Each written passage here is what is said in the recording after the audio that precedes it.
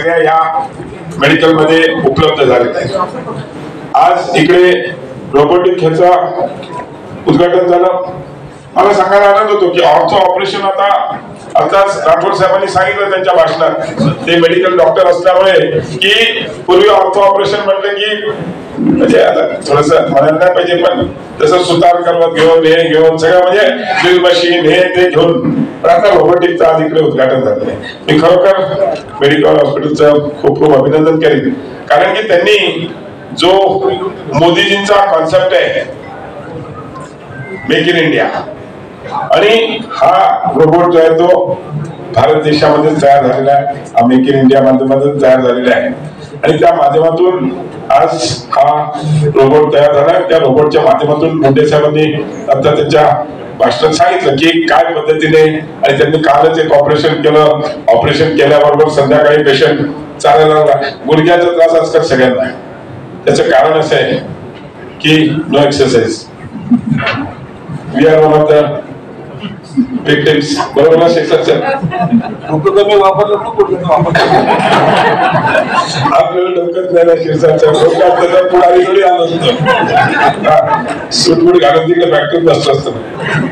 सांगायला आनंद होतोय की मेडिकलने आम्हाला कोविडच्या पिरियडमध्ये सगळ्या हॉस्पिटल्सची कशी गरज लागते हे आपण बघितलेलं आहे। आमचे नंदकुमार घोडिलेजी आहेत, विकास जैन आहेत, आमचे जंजाळ साहेब आहेत, आम्ही सगळे त्या काळामध्ये कोविड मध्ये प्रत्येक हॉस्पिटल बेड आहे काय अवेलेबल, म्हणजे त्यावेळेस जेवढे आम्ही फोन वापरले असतील माझ्या मते, आणि गाठी तर होतच, आणि त्यावेळेस मी त्या जगत कमिटीचा अध्यक्ष असल्यामुळे जवळजवळ 14 जिल्ह्यातून पेशंट यायचे आणि त्याचे, आणि मेडिकलने पण त्या काळामध्ये अतिशय त्यावेळेस डॉक्टर आता मला जेवढी बँक ऑफ महाराष्ट्रामध्ये होते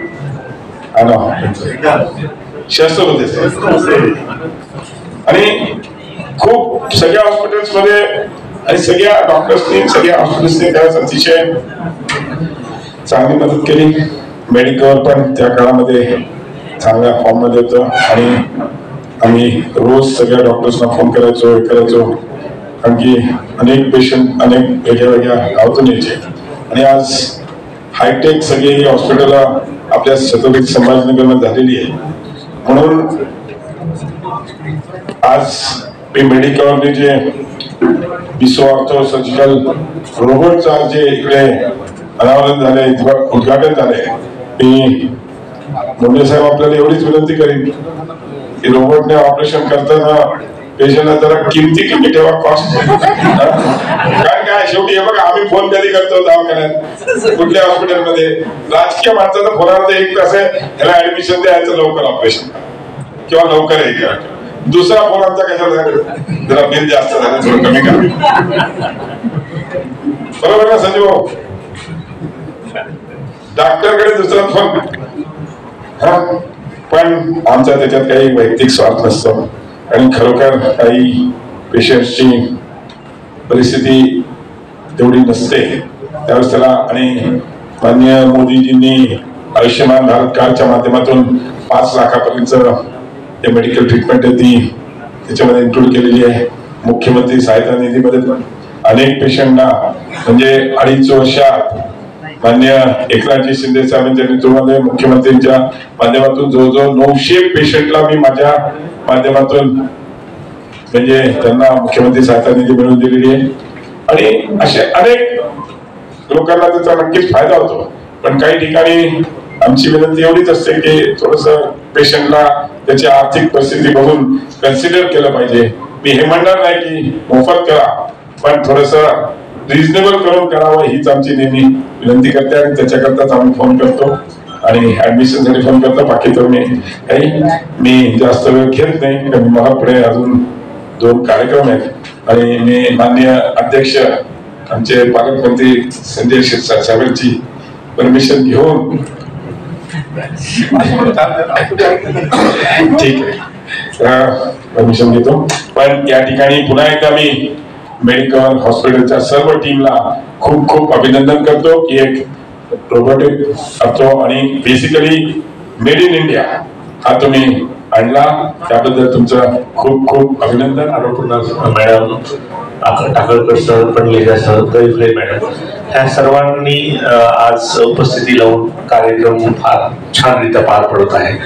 आणि सर्वात इम्पॉर्टंट गोष्ट म्हणजे आता पण आज जर कार्यक्रमाचं स्वरूप बघितलं तर ह्याचं कॉम्बिनेशन किती सुंदर कॉम्बिनेशन आहे.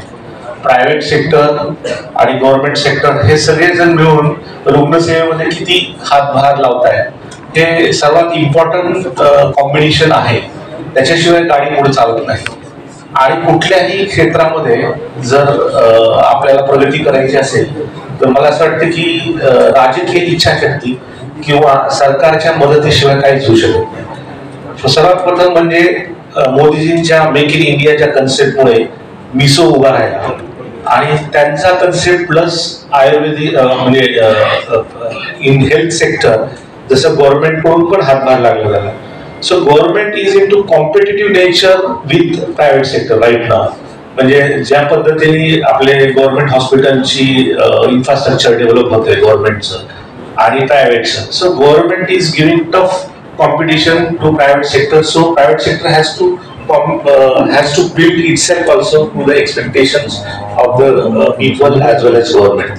So definitely today's program जो आहे that definitely tells us that this is a wonderful combination of government initiative and private participation, without which any sector cannot be developed.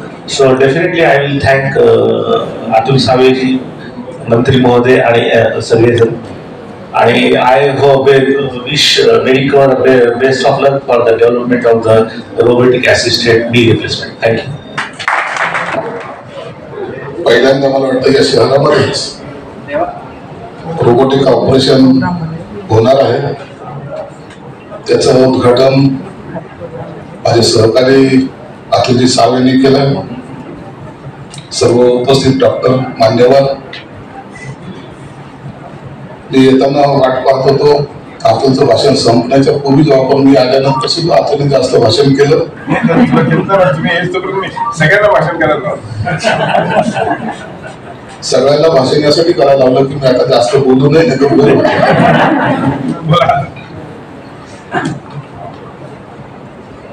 आणि इथं रोबोट आलाय. जसजसं प्रगती करत चाललोय आपण तस तसे आता एक एक हँड कमी होत चालले.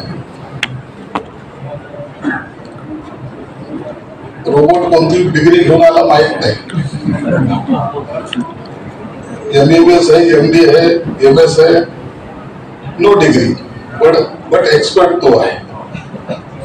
आणि त्याला ऑपरेट करणारे जे जोपर्यंत नसतात मशीन कोणतंही असू द्या त्याला ऑपरेट करणारे जर माणसं नसतील तर त्या रोबोटचा सुद्धा काही अर्थ नाही. म्हणून एकमेकाशी कनेक्ट असलेलं हे अत्याधुनिक रोबोट आता आलेला आहे. मला डॉक्टरने आल्यानंतर तिथं दाखवलं हे बघा हे मशीन आहे आता हे ऑपरेट करणार आहे. मी मनातल्या मनात विचार करत होतो माझा टाइम कधी येणार आहे.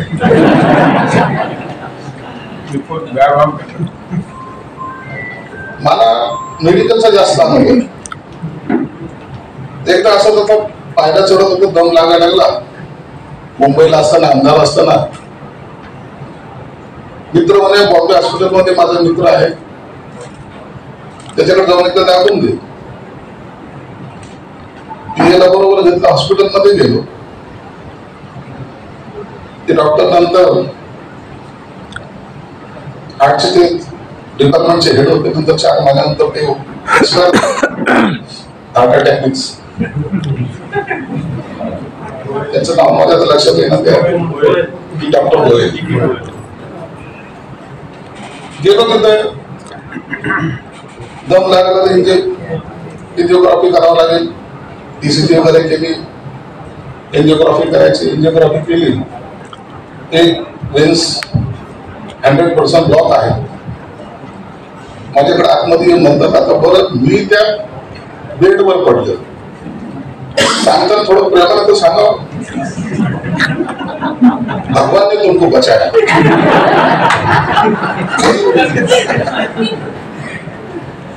आता बेडवर पडलेल्या माणसाला कसं वाटत असेल मला क्या हुआ डॉक्टर साहब. समोर स्क्रीन लावलेलं असतं त्याच्यात ते दाखवलं होतं हे वेल्स आहे ना 100% ब्लॉक आहे. तुम यहाँ तक पहुंचे कैसे? मेरे दोस्त तो मेरे पिए के साथ आया, अब यहाँ से तुमको उतरना मुश्किल है, करना तो एंजियोप्लास्टी ही पड़ेगी, नहीं तो कुछ सच्चा नहीं करो। अरे लेकिन रिलेटिव लगते हैं ना, इसलिए फॉर्म में सिग्नेचर करना पड़ती है। तुम अगर गए तो कौन जिम्मेदार, कौन है? तुम्ही हे नका विचारत जा, फॉर्म का भरताना आजपासून काळा मेला तरी आम्ही आमचं घेऊन जातो ना, पण ते फॉर्म नहीं, हमको वो फॉर्मेलिटी करना ही पड़ती है। मतलब मेरा रिलेटिव तो कोई नहीं, मेरा रिलेटिव मेरा पिए, अगर तुमको लगता है मैं बचना चाहता हूं तो उसके सिग्नेचर लो, नहीं बचना चाहता तो निकाल दो। त्या पिएने ते सही केली, एंजियोप्लास्टी। दुसऱ्यांदा सुद्धा माझी एंजियोप्लास्टी झाली, म्हणजे मला अनुभव यासाठी तुम्हाला सांगतो की मी या आतूनपेक्षा सिनियर आहे सगळ्याच बाबतीत।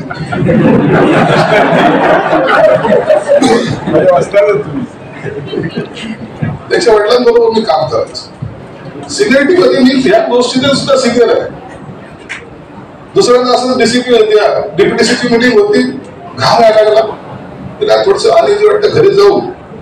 डॉक्टर झाडेला आपल्या सिग्माचं बोलून घेतलं, मला गोळी इंजेक्शन दे, संध्याकाळचं फ्लाईट मला जायचंय। त्यांनी जसा पाहिला बीपी पटकन बाहेर गेला, तर टाकळकरला फोन केला, त्याचं काही खरं दिसत नाही।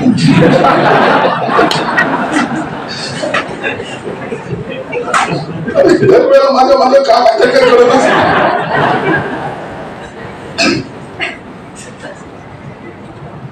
तर मला त्या झाडीने सांगितलं की तुम्हाला तातडीनं डॉक्टर टाकळकर चेक करणार आहे, मला थोडस समजत नाही। गेलो तर त्यांनी आयसीयू बेड तयारच ठेवला। व्हीआयपी लोकांचं एक बरं असतं, त्यांना कुठं काही दुखू द्या, त्यांचा व्हीआयपी बेड तयार असतो। टाकलं 2-4 तरी इकडून तिकडून सगळं सलाईन लावून इंजेक्शन देणं सुरू केलं। जे काय करायचं कर, मला 6:30 वाजताचा फ्लाईट आहे, मला जायचं, ते मी तुम्हाला सोडू शकत नाही। त्यांनी डॉक्टर बी आजकाल काय कधी राजकारणी नाहीये, त्यांना माहिती आहे लिंक कुठपर्यंत जाऊ शकते। उद्या जर आतून इथं दादागिरी केली तर त्यांना माहिती की डीएफ ला सांगितलं म्हणजे देवेंद्र फडणवीसला सांगितलं की हानीत होऊन जातो। त्यांनी तसंच फोन केला आमच्या इथं शिंदे साहेबांना की याची परिस्थिती गंभीर आहे, परंतु पेशंट तुमचा असा आहे की तुमच्यासारखाच आहे, तो ऐकणार नाही।